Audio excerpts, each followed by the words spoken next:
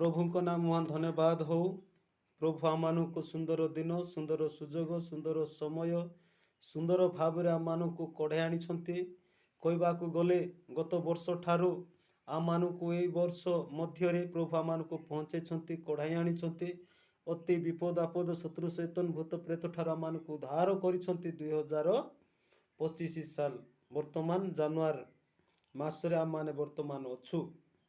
ଆଉ 365କୁ ଯଦି ପାର ହେବା ପାଇଁ ହେଲେ ପ୍ରଭୁଙ୍କର ବାକ୍ୟ ଅନୁସାରେ ଆମମାନେ ଜୀବନ ଆଉ ସମର୍ପି ରହିବା ଆବଶ୍ୟକତା ଅଛି। ସେଥିପାଇଁ ପ୍ରଭୁଙ୍କର ବାକ୍ୟ ଆମମାନଙ୍କୁ କହୁଅଛି ଯେ ଆମମାନଙ୍କର ହୃଦୟ ଭିତରେ ଗୋଟେ ଲଟା ବୁଧା ପରି ରହୁଅଛି। ସେପରି ଆମମାନେ ଜୀବନ ଯାପନ କରିଲେ କିଛି ଲାଭ ନାହିଁ। ନୂଆ ବର୍ଷରେ ଆମମାନେ ନୂଆ ଭାବରେ ରହିବା ଆବଶ୍ୟକତା ଅଛି। ଖାଲି ନୂଆ ଡ୍ରେସ୍, ନୂଆ ବୁଟ୍, ନୂଆ ସୁଟ୍ ପିନ୍ଧିଲେ ଜଣେ ପବିତ୍ର ହେଇଯାଆନ୍ତି ନାହିଁ। କିନ୍ତୁ ବାକ୍ୟ ଆମମାନଙ୍କୁ କ'ଣ କହୁଅଛି? ଯିରିମିୟ 4 ଅଧ୍ୟାୟ ତାର 3 ପଦ ଯଦି ଦେଖିବା, କାରଣ ସଦାପ୍ରଭୁ ଜିହୁଦାର ଓ ଜେରୁସାଲେମ ଲୋକମାନଙ୍କୁ ଏହି କଥା କହନ୍ତି, ତୁମ୍ଭେମାନେ ଆପଣା କଣ୍ଟା ଭୂମି ଚାଷ କର ଓ କଣ୍ଟା ବଣ ମଧ୍ୟରେ ବୀଜ ବୁଣ ନାହିଁ। ଯେ ସଦାପ୍ରଭୁ ପରମେଶ୍ୱର ଜିହୁଦାର ଲୋକମାନଙ୍କୁ କହନ୍ତି, ଯେ ଜେରୁସାଲେମର ନିବାସୀମାନଙ୍କୁ ସେ କହନ୍ତି, ତୁମ୍ଭେମାନେ ଆପଣା କଣ୍ଟା ଭୂମି କହିଲେ ଆମମାନେ ଯାହା ଚିନ୍ତା କରିପାରିବା ଯେ ଆମମାନେ ଗୋଟେ ଚାଷ କରୁଅଛୁ, କିନ୍ତୁ ଭୂମିକୁ ସଫା କଲେ ଆମମାନେ ବିହନ ବୁଣି ଥାଉଛୁ।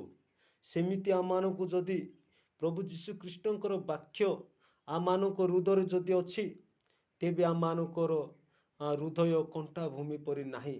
ପ୍ରିୟମାନେ, କହିବାର ଉଦ୍ଦେଶ୍ୟ ହେଲା ଯେ ମନୁଷ୍ୟର ହୃଦୟ ଭିତରେ ହିଂସା, କପଟ, ରାଗ, ଅନେକ ବ୍ୟବଚାର, ନିଶାଦ୍ରବ୍ୟ, ବିଭିନ୍ନ ପ୍ରକାର ଯଦି ରହିଥାଏ, ପ୍ରଭୁ ତାହାକୁ ଚାହାନ୍ତି ନାହିଁ। ସମସ୍ତ ବିଷୟକୁ ସଫା କର ଏବଂ ମୋର ବୀଜ କହିଲେ ମୋର ବାକ୍ୟ ଶୁଣ, ଗ୍ରହଣ କର, ଏହା ସେ କହନ୍ତି।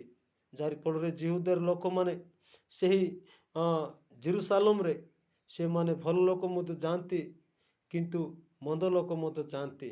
ସେଥିପାଇଁ ସଦାପ୍ରଭୁ ପରମେଶ୍ୱର ସେ ଲୋକମାନଙ୍କୁ କହନ୍ତି, ତାହାଙ୍କର ଯିରିମିୟ ଭବିଷ୍ୟତ ବକ୍ତା ଏ ଯିରିମିୟଙ୍କ ଠାରୁ ସେ ପ୍ରଚାର କରିବାକୁ ଚାହାନ୍ତି ଯେ କଣ୍ଟା ଭୂମି ମଧ୍ୟରେ ତୁମେ ବୀଜ ବୁଣ ନାହିଁ। ବୀଜ ବୁଣିବା ପୂର୍ବରୁ ତୁମେ ସଫା କରିବା ଆବଶ୍ୟକତା ଅଛି। ସଫା ହୃଦୟକୁ ଏହି ବାକ୍ୟ ସ୍ପର୍ଶ କରିବା ଆବଶ୍ୟକତା ଅଛି। ଏ ବାକ୍ୟ ଯେ ସେହି ଲୋକମାନଙ୍କୁ ମଧ୍ୟ ବୁଝା ଯାଉଥିଲା, ଆଜି ଆମମାନଙ୍କୁ ନୂତନ ନିୟମର ନୂତନ ଲୋକମାନଙ୍କୁ ମଧ୍ୟ ବୁଝାଯାଉଛି ଯେ ନୂତନ ବିଷୟ ସମସ୍ତ ଲୋକମାନଙ୍କୁ ଜଣାଇବା ଆବଶ୍ୟକତା ଅଛି। ଆମେ ଯଦି ବାକ୍ୟ କହିବା, এই ସୁନ୍ଦର ପଦ ଗୁଡ଼ାକୁ ଆମମାନେ ବାଛିବା, ଆଉ ବାକ୍ୟରେ ଆମମାନେ ଲୋକମାନଙ୍କୁ ସଚେତନ ଦେବା। ଖାଲି ବାକ୍ୟ କହିବା, ପ୍ରଚାର କରିବା, ମୁଁ ଦାୟିତ୍ୱ ତ ପାଇଛି, ମୁଁ ଲେମେ ନେଇଛି କିମ୍ବା ପାଳକ ହେଇଛି, କିନ୍ତୁ ଲୋକମାନେ ପରିବର୍ତ୍ତନ ଆଜି ପର୍ଯ୍ୟନ୍ତ ହେଇପାରୁନାହାନ୍ତି। କାହିଁକି?